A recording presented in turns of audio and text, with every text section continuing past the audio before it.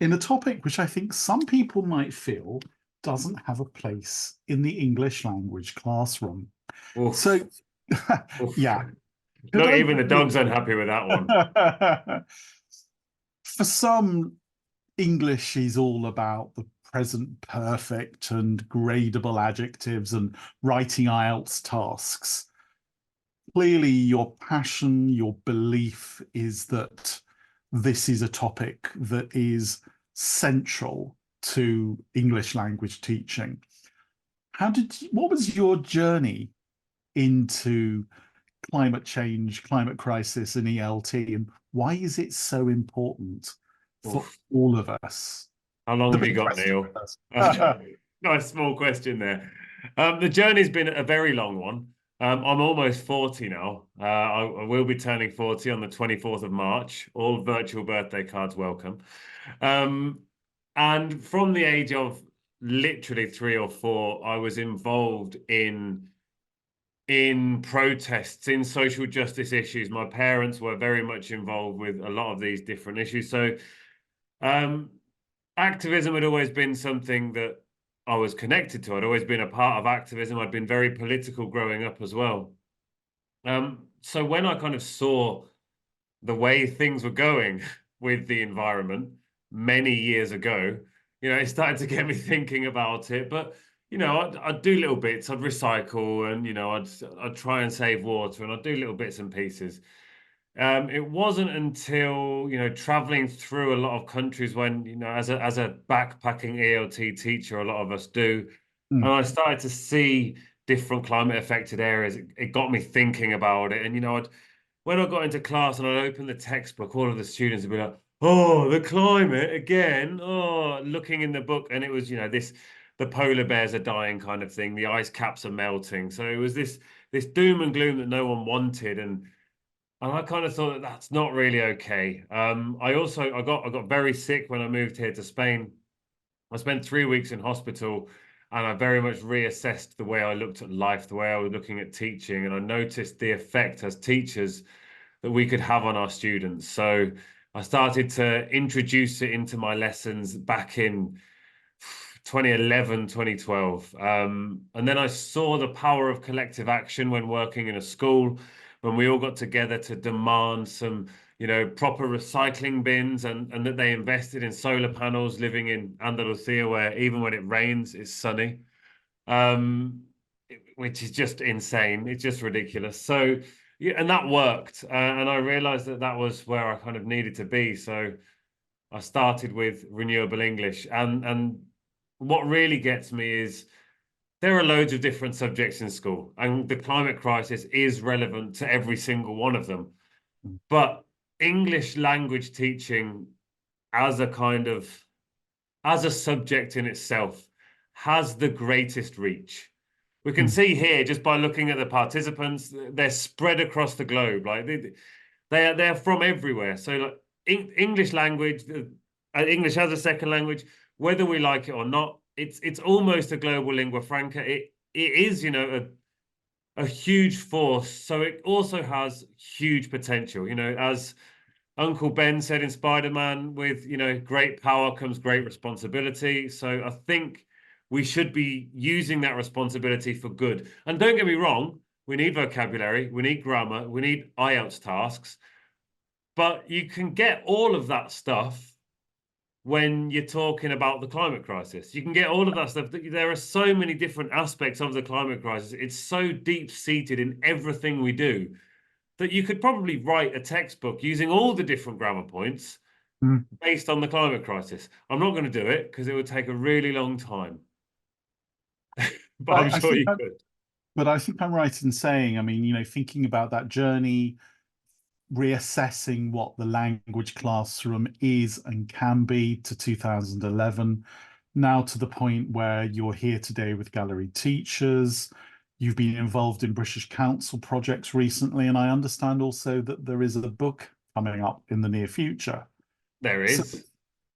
can you tell us a little bit more about kind of where you see climate crisis and climate change education going in the next few years so that our participants have got a sense of where they may be going with it and what we could all be doing? I think that something that's very important within business now are these green skills. You know, I know that a few years back, the buzzword was 21st century skills, and, you know, suddenly critical thinking, collaboration, they kind of started to be seen. And these are absolutely vital. You know, these are key skills to finding work now, and employers are looking for those. But there are also, you know, looking for sustainability skills. And this isn't just for, you know, chief sustainability officer of some large company.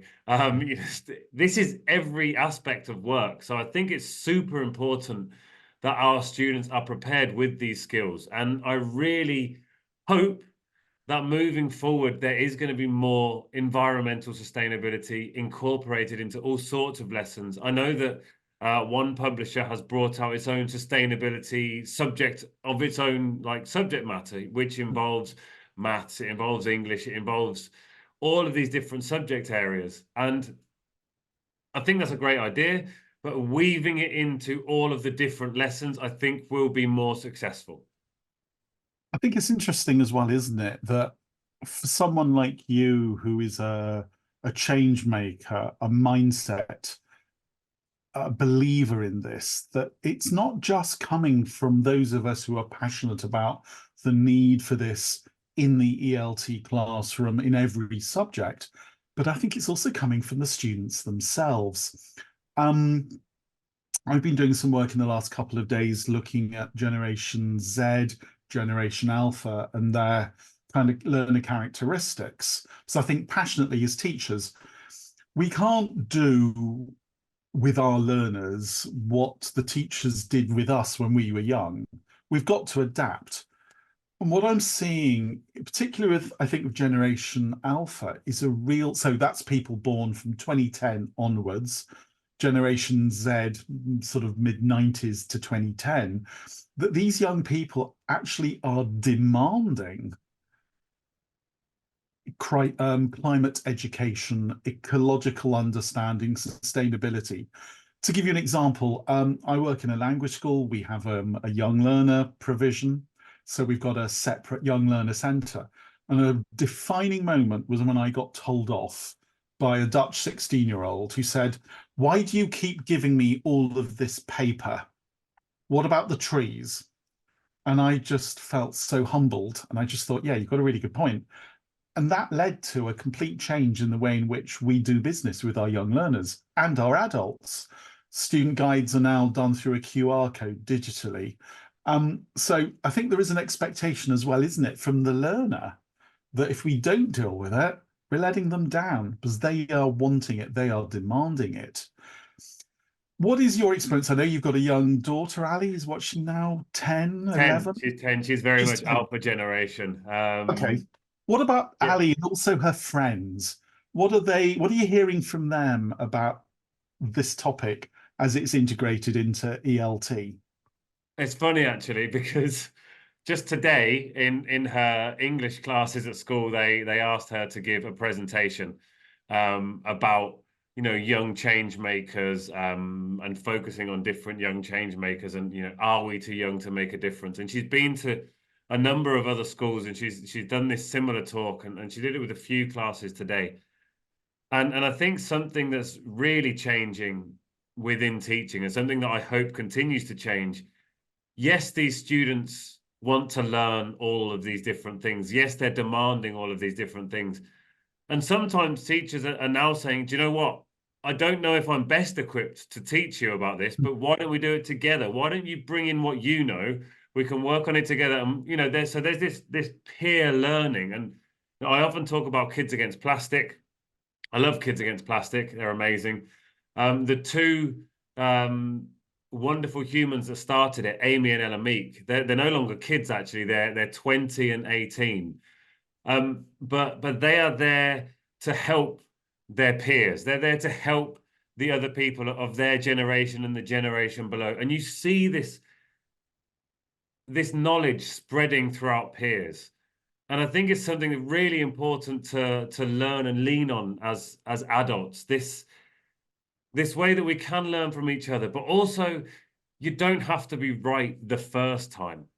Mm. I remember speaking to an activist called Bella Lack, who, when she was a similar age to Alethea, my daughter, she was like, I'm so anti palm oil. Palm oil is terrible because it kills all the orangutans.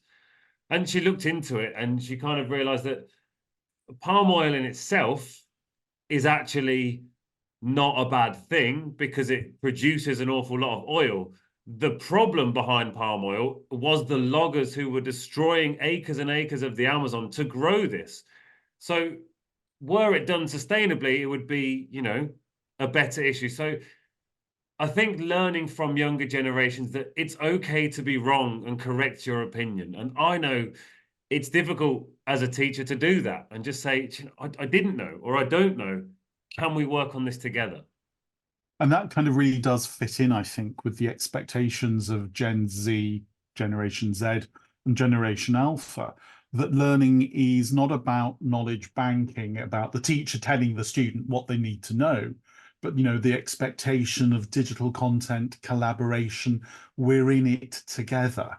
And I think that mindset amongst teachers of, I'm going to actually find out just as much from my learners as they're going to find out from me, and probably more, is a kind of a really nice way to reframe the classroom as a collaborative community where, we're discovering things, which I guess, although I didn't set it up to be this way, leads us into this idea of projects. Because the great thing about working with projects is that it puts the student in control. Teacher can facilitate, teacher can guide, but the students are doing the creative stuff and the constructive stuff. You talked about projects in this section, in the recording. Can you just tell us, a few tips?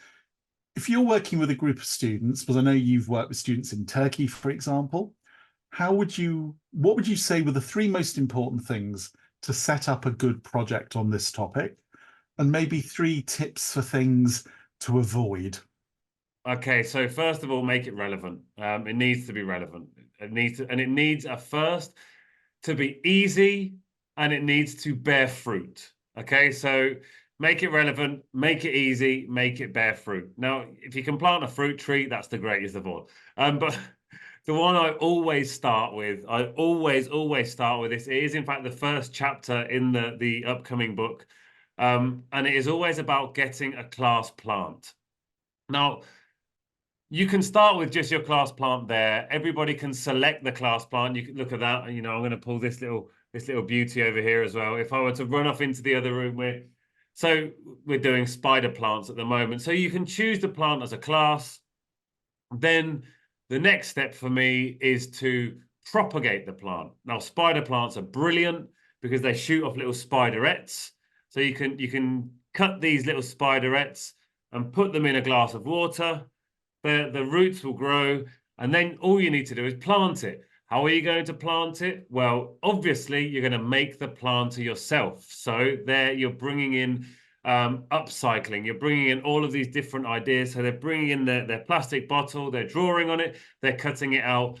And it seems like that's very young learnery. Well, it can be, but it can also be teenagery. It can also be adulty, because I've done it with all three different levels. I've done almost exactly the same project where we got a plant together, we propagated the plant together, in groups, we made our plant pots, our upcycled plant pots, and then we planted the plants. We took care of them all through the year. We did experiments on which window to put them in. So they're involved. This is a relevant project to them because it's like a baby for them. They've created this plant and they're growing it, and one of them gets to take care of it for a week, then the other takes care of it for a week. It's fostering all these other ideas as well. It's got collaboration in there. They need the critical thinking. Does it need more light? Does it need less light? So make it relevant, make it easy, and give it a fruit at the end. So the fruit of this one is they've got themselves a plant. Things to avoid. Okay. Sorry, go ahead. Just as you were talking, two things that struck me. Number one, if we're thinking about language acquisition and language teaching and how we get learners to learn well, because, as language teachers, we all want our students to be successful in their English, that we're learning more and more about the value of task-based learning. And therefore, a true task, doing something where the language around the propagation of the plant, you had imperatives in there at sort of a relatively simple level of more light, less light, bigger, smaller. So the language comes in, and it does come in, but it comes in almost through the back door. Students don't even realize that there is a language development lesson taking place, because they're actually thinking about the plant. So I think methodologically, it's really useful. Sorry, but I interrupted. Back to the kind of things to avoid. Okay, yeah. One thing as well I was going to say with the class plant, and this is, I guess, one of the things to avoid is to say we're going to do a project. Okay, everybody, you've got 45 minutes just to make a poster. So that's not a project. That's a written task looking like a poster. So don't do that. Do projects that last. Do projects that aren't just a quick 25-minute way to end your lesson. Make it last. Make it have a point. Make students think about what has to happen next. Any thoughts about, I mean, obviously, in my context, I have students who have 15 hours of English. These are the teenagers a week, which would be very different from perhaps students who are in secondary school who may have maybe 3 or 4 hours of English a week. Any suggestions on what, when you say making it last, optimal lengths of a project? Any thoughts around that, if such a thing exists? Yeah, I don't know if it does. I think it depends on the project. So for me, the plant project is an absolute dream. I love it. I start it. I sometimes start it in September, but I usually start it in January. And I've just started it with my young learners class. We started it on Wednesday. So we've all designed our pots, and we've had the plant for ages. We've got our spiderettes, and we've put them in for propagation. So now all we need to do is, make the plant pot. So for me, if it can last a few weeks, if it can last a few months, if it can be one of those projects where you do the bulk of the work for one part, then you leave it for a bit and then you come back to it, and it can be spread out, and it can be 4 or 5 mini projects over one big project. So this plant project it's not one project. It's 6 different projects that you're doing over one big project, and you can assess each different area, and with each one you can get the students to make a poster about propagation, how to propagate. There you go. You can get your students to make a video about how they make their plant pot. You can get them to do a description as to what's on the plant pot. You can do some games where they're drawing on the plant pot, they do a dictation to the class, and the class have to then draw what they've done. So you're doing all the activities you do in your classroom normally, but you're doing it with something that has meaning to your students, and that connection with nature. You're not going in there and saying, right, everybody, this is SDG 15, life on land. So that's why we're doing this. Of course, you can outline it, you can show that, you can bring that to their attention. But you don't need to be saying to them, we're doing this to save the planet, because you can then talk about the great mental health aspects of having a plant in your classroom. There are so many different things. I know this is just the one project, but it is a project that can last for almost a year. And I think that's where having someone local to you who has a little bit of experience in this area is useful, because it can probably be, if you're a teacher who's come up through a system where you're teaching vocabulary, you're teaching grammar, you're teaching a topic, and then you go on to the next page of the book, and then you go on to the next page of the book. This can seem a bit of a radical change. And I know that you've done some really interesting work recently about working with teachers who perhaps, because they're working in a Ministry of Education context where they have to make their way through a course book. So for teachers who perhaps nervous of the big change to task-based learning, or teachers who would love to but can't because their context requires them to get through the course book. Can you kind of give some advice on how they can integrate all of this passion that you're showing for the topic into their classes so that, you know, I know we often talk about fashion or sport. Let's take fashion as an example. It's a topic that a lot of teens are interested in. And we And obviously know an awful lot and about of course, just you can how tell we we're real address. Yeah. fashionistas. And of course, the problem with fashion is that it can be done to death in an EFL course book. Jeans, top, handbag, cap. And these students going, "Oh, teacher, this is so boring, an old hat." So I think probably, you know, jazzing up the fashion course book chapter just to making it a bit more real would be really exciting. How would you go about helping people to have their course book, but bring in this really important aspect of climate education into that framework? Now, the first thing I do would be have a meeting with everybody else who's doing that level. So often there are 2 or 3 other people. So at the start of the year, just open the book, the scope and sequence, the first page there, just open it, look at the titles, look at what it's about. Sit there with your teachers, your workmates, and say, what other issues might be involved in these without even opening the book. Don't even go to those pages at first. Just literally look at the names and think, what issues might we be able to talk about here? So, when you get to the family stage, you look at the family stage, what are some of the different environmental aspects that might be involved? Well, why don't we take a look at a family in another country? Let's look at a family in a climate affected country, or let's look at a family in our country from another country that were affected by the climate and had to escape because of some extreme weather conditions. Let's do that and look at that, because we're still learning about the family. We might learn that maybe the dad is still in the other country, or somebody is. So we're also learning about other social justice issues. So take the time at the start of the course and look through each lesson and think, what other aspects could we talk about? And even if it's just a case of adding a conversation question or adding a few little points here and there, just go through and write those in. It will take you 15 minutes, and that's a starting point for you to start thinking. It can even be a starting point for the students to start thinking. So you can say, okay, folks, next class is all about sports. So I want you to go home and I want you to ask the question or find out, what was the carbon footprint of Manchester United last year? Nice. And we can talk about that in the next class, or find out from your, where is the money? So you're looking at money and banks. So where are your bank investing their money? Where is it being spent? Because usually you look at savings account, credit card, crippling debt, those kind of things when we look at money, obviously. So look at the other side of money.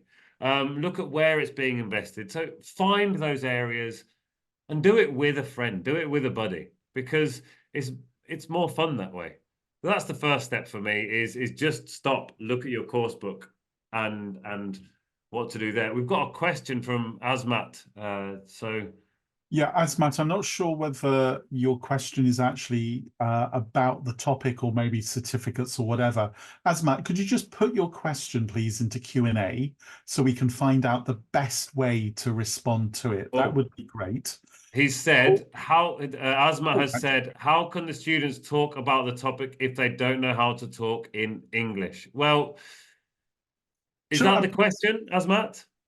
Yeah, Asmat, did you want to come onto the microphone and perhaps talk about this just a little bit more for us? Hello. Hi, Hello. Asmat. Hi. Hello, can you hear me, sir? Thank you, sir.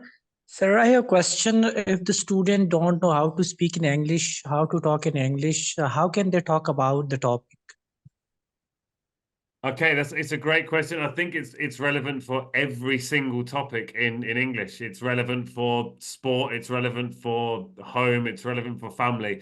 If our students can't speak English, then they're not going to speak at great length about the topic. But it's up to us as teachers to provide the students with the language to talk about it. You know, we're not suggesting that in our English classes we always have to go into a huge debate about, you know, capitalism and all of the issues that come with it.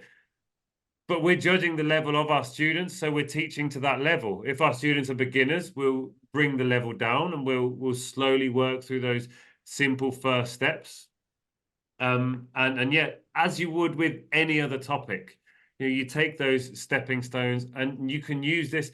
It doesn't have to be the central theme of all of your lessons, obviously, but it can be a minor theme at the end of your lessons. I think most people around the world have heard of climate change. I think most people around the world have heard of the climate crisis. So we can introduce these topics fairly easily to our students because this is language that is widely known. And if necessary, the great thing that a lot of us can do as teachers is we can translate it for them as well. I have found myself doing that in classes with young Spanish students. We'll go through the class, but there will be times when it's a very complex issue. And we'll take the time to stop and talk to them about it because it's important to listen to your students if they're confused by something like that. So I hope that helps. Okay, thank you. Perhaps if I could add on to that, Harry, if I may, you know, in terms of that, as you say, this isn't what Asmat has raised is not an issue that's specific to climate crisis, climate change education. It can be talking about the weather, it be talking about your family. How do we actually get students to talk about something? Well, I guess there's two ways of looking at it, aren't there? Way number one, often the traditional way in communicative language teaching, is that, you know, we present a grammar point or we present a vocabulary point. The students then do some kind of gap fill activity or jumbled sentence activity, and then we give them some kind of thing to talk about, which encourages them to activate that. And, you know, in many course books, that PPP way of helping students to get to the point where they can talk about a topic because they've had the language that makes them able to do so as input. The other way around, I think, is, you know, task-based learning, where in fact the task and the need to be able to communicate something and the moment of noticing, oh, actually, I don't have this word. You know, the students are trying to paraphrase it, or they put out the word in their own language and another student translates for them. And so, you know, the task, it encourages the acquisition of the language. Plus, of course, I really like the fact that you raised this. And I think, although you didn't use the word translate, I got the impression maybe you were about to, you know, this dirty taboo of can we use the students' L1, their first language, in the classroom? And I personally feel absolutely, yes, we can. And that could be a monolingual classroom or it could be a multilingual classroom. There's a wonderful Gallery Teachers Masterclass by Anne-Sophie Coucault, where she talks about how she has a group of ESOL students here, well, in her case, in Belfast, and they're actually negotiating their understanding of a language point in their little minority, in their language groups within the class. And she may not have a clue what they're talking about, but she can look at the students from their body language, their expressions, and see whether they get it or not. So I think don't be frightened of using L1, which I know is a dirty word for a lot of teachers because of what their ministries of education tell them. But I would be inclined to go to the Ministry of Education and do what works for your students. What I usually do is when my students say, you know, can you speak English? I say, yes, can you speak Spanish? Sorry. I say, yes, I can speak Spanish. I'm not going to unless it's absolutely necessary. And I, as a teacher, know when it's okay because I'm a professional. So I know when it's okay to do that. Just like, you know, if a plumber comes into your house, you don't stand over them and say, oh, I'm not sure that U-bend goes there, mate. You know, I'm trained. I'm a professional at doing this. I know when it's appropriate to use the L1. So, yeah, I hope that has answered your question, sir. Brilliant. Thank you. Thank you, Asmat. I also noticed that an old friend of Gallery Teachers, Maria Josepa, has wanted to kind of say something, and going back to the point about projects. She's written, I believe project work is great for collaboration and learning together, guiding our students along the path and bringing in peer observation to develop their critical skills. Of course, you mentioned critical skills. So I think, again, Aris, if we can pass the opportunity to Maria Josepa to come on. I've already checked with her. And Maria Josepa, perhaps if you can, in the context of talking about climate education, and maybe any of your experience of working with this topic in a project way. It's always great to hear what our teacher colleagues around the world are doing. Maria Josepa, over to you. Okay. Hi, hello, good afternoon. Hi there. Good to hear you again. Yes, a long time. Well, I hope I can just come more frequently, just attend more courses more frequently. Right. Okay. Just going back to the project. I am a great believer in working in project, with projects, and for learning, for sharing the learning, for the would you call that would say just critical thinking. And I just wouldn't just limit it to a certain age group, because I think you can start with very little projects and then move on to more ambitious projects. When it comes to nature and the world scenario, I think there is quite a lot that is, you can do with them. Some people have mentioned that the lack of, not being fluent in the language. Well, I wouldn't consider that a handicap, because you will just plan, of course, when you do a project with your students, you do have to plan carefully according to the level. And I know it involves a certain amount of work and time consuming for the teacher, but there is a lot that can be done if everything is planned according to the language level. And from my experience, I mean, projects is something that I've been working on projects from, well, I wouldn't say since the 1980s, and I know that was a revolution at the beginning of the 80s. But I do believe, and I do believe that it's I wouldn't say the future, but it's something which can be done easily. And when it comes to this scenario of we live now more and more, I mean, the worry we've got with shortages of water, plants dying, just propagating seeds.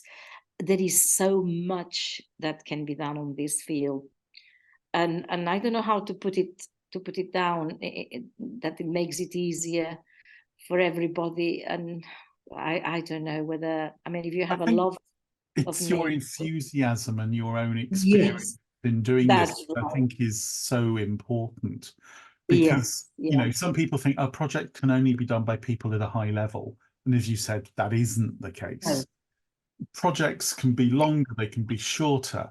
And what I really value is that in talking about projects, both related to the topic of climate education, but also more generally, the focus you've put on planning. Because just because you're not up front in the classroom delivering doesn't mean to say that a project is an easy ride for the teacher.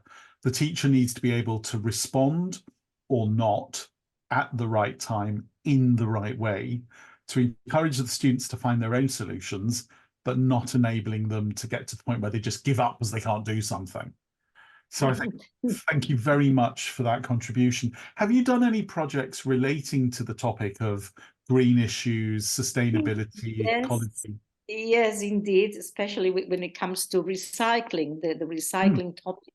Was working at a school where there was an issue with recycling and with the students' attitude. And of course, I mean, it was something that it wasn't a project that it would be 45 minutes, like a lesson that you just come across a topic in the lesson about recycling and all that.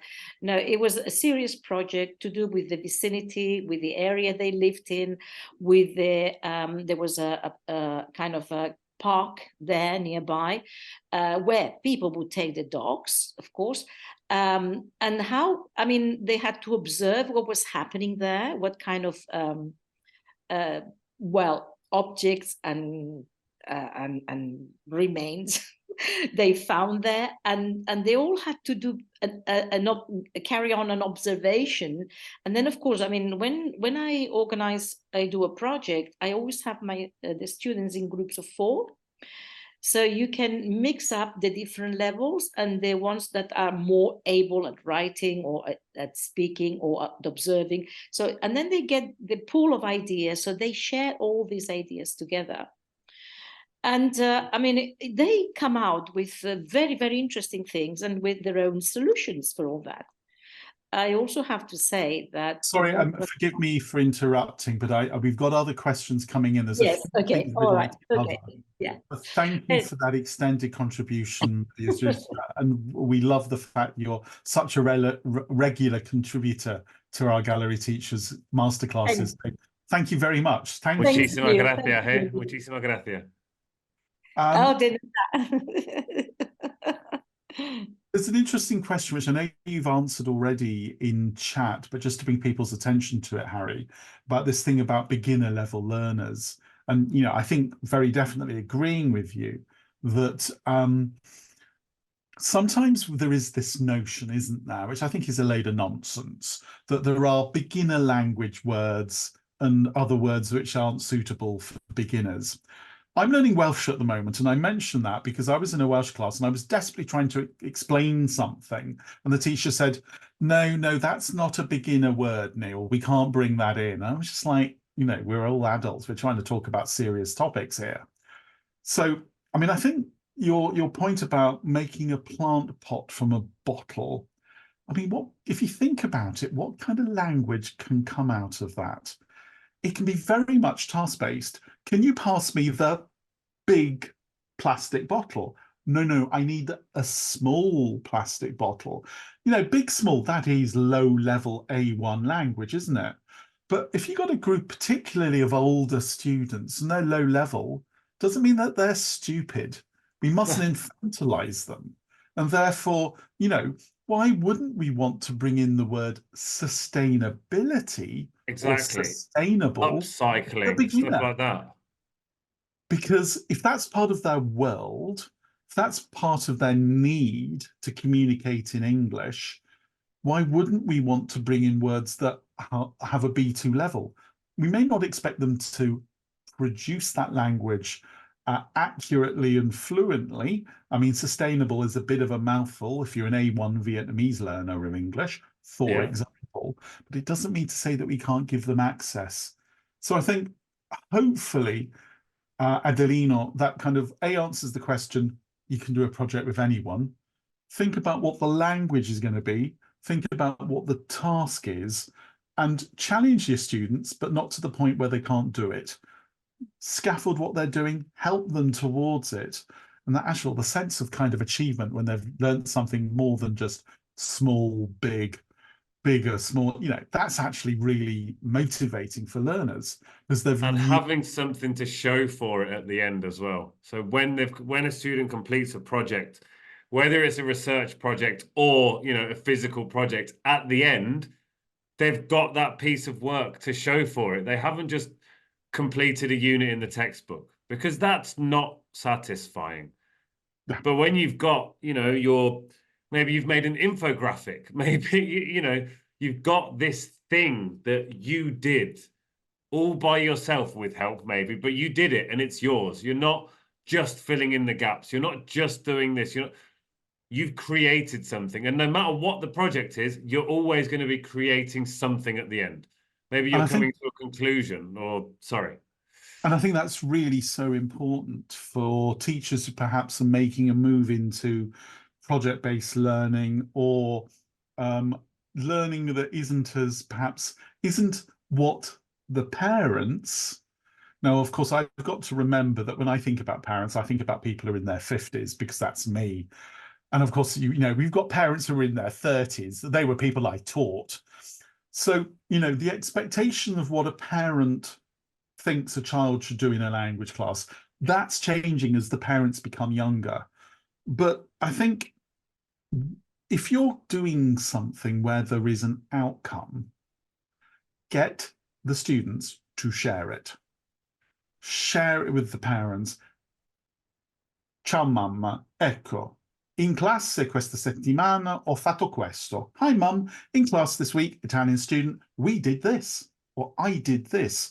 So the student, and you know, tell your students to go home and tell their parents what have they done, how did they did it, and you know, what do they think about it. And anyone here who's working with young learners, and it might be that they're on a language camp in the UK, America, Australia, New Zealand, Malta, wherever, or even a language camp in their own country, but they've gone off for the summer to learn English somewhere in Italy or somewhere in Spain. You know, parents often kind of think, well, what actually did my kid do for those 2 weeks? If you can have a product and also show the process. Google Classrooms is great for this, isn't it? I did a project on sustainable, or rather my students chose to do a project on sustainable development goals. With their permission, everything was uploaded to Google Classrooms. And then the students at the end were told, hey, you know, show this to your parents so they can see what you've been doing. And their motivation to do so was they'd done these brilliant infographics, they'd done PowerPoints, they'd done podcasts, they'd done vlogs, and they were actually, you know, so happy to show their parents what they'd done. Hey, mum, I did this. You know, and I think that is really important. Can we extend this, Harry? Because some parents may have the view that, and this might be true not just to parents, but school leaders, nah, you're there to teach a bit of grammar. Nah, you're there to teach a bit of vocabulary. And the teacher might be really committed to doing something that goes beyond vocabulary and grammar. Because we're not saying don't do it. We're saying do it through the medium of this crucial topic. What advice would you give to teachers who are a bit worried about what parents or school leaders might say about getting involved in integrating climate education in big or small or bigger ways into what they do? I think one of the great things now about climate education is there are very few people against it. You know, if a school leader, if a manager comes out and says you shouldn't be teaching about the climate crisis in your classroom, then that's a red flag for me. You know, then I maybe shouldn't be working in this place. And lots of parents, you know, if their kids are going there, they'll know about this concern. Now, this is a very different concern to pushing veganism on people.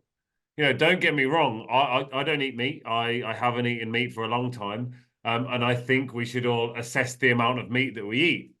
But once I did have a class with this in it, and, you know, I suggested that maybe students try a day a week without eating meat. And that warranted an attack from a parent, not an attack, obviously. You know, you shouldn't be telling my kid what he should and shouldn't eat. You know, this is outrageous. And, you know, then you look in the book and you get to the food section, and in the food section, it's got, you know, that traditional pyramid of the things that you shouldn't eat. And it's like, so it's not okay for me to suggest that for health reasons, for environmental reasons, for economic reasons, maybe take a day off eating meat, 1 day a week. But it's okay for me to say you shouldn't be eating sugar. You know, so, and they kind of woke up and realized that, you know, maybe it wasn't the worst thing in the world to be thinking about other options. And that isn't, you have to go plant-based. So it's a very tricky thing about looking at climate education. What are we looking at? Are we looking at lifestyle changes or small adjustments? You know, are we suddenly telling everyone you have to walk to school? Well, my kid lives 7 miles from school, so he's not going to walk. Why are you guilting him? So it's all about learning these behaviors, and learning that, you know, it's not about telling students they're doing the wrong thing or they need to change their lifestyle, but looking at these small changes as opposed to massive sacrifices. But I guess also, you know, the bottom line is that we can sit around and listen to people saying, oh, this shouldn't be part of the English language curriculum. Or we can say, actually, we've messed up. Our generation and the one before it has caused this problem. Do you want to hand over a planet that's dying to your kids so that their quality of life is going to be utterly compromised? Or do you think actually by a facility, now, I mean, I'm putting it in very, very, what's the word? Very strident terms, but I think, you know, there is a real responsibility. This ain't going away. And that question we asked at the very beginning of the session about, you know, what changes have you seen in your country, in your area, and your point about relevance is perhaps a way to get those parents thinking, actually, yeah, this is relevant after all. I'd like to take it to the other extreme. On the one hand, you've got the reluctant parent, and then you've got the kid, Greta Thunberg, you know, the activist, the young person who goes and gets arrested.